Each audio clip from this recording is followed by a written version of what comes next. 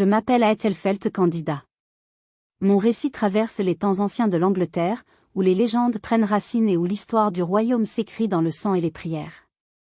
Né dans une époque où chaque jour pouvait voir un roi fait ou défait, j'ai été porté aux côtés de mon époux, Edgar, connu sous le nom de « le Pacifique », grâce à sa capacité à gouverner avec sagesse et à maintenir la paix dans notre terre fracturée. Mon mariage avec Edgar ne fut pas seulement une union de cœur, mais aussi une alliance politique, destinée à renforcer les fondations d'un royaume en proie à d'incessantes turbulences.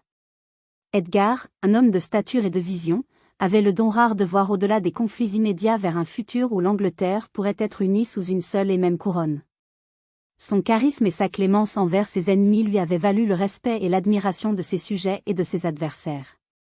La naissance de notre fils, Édouard, fut un moment de joie immense et un nouveau chapitre prometteur pour notre lignée.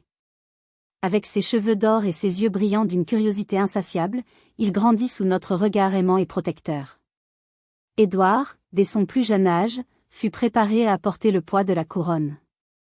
Edgar et moi avons veillé à ce qu'il soit éduqué non seulement dans les arts de la guerre et de la gouvernance, mais aussi dans les valeurs de justice et de miséricorde, essentielles pour un règne prospère.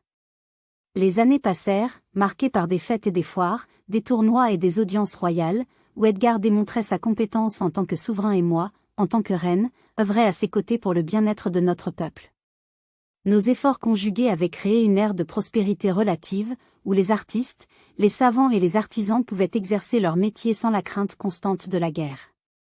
Cependant, malgré la paix que nous avions forgée, les ombres de la convoitise et de la trahison ne tardèrent pas à s'insinuer parmi les nobles de la cour.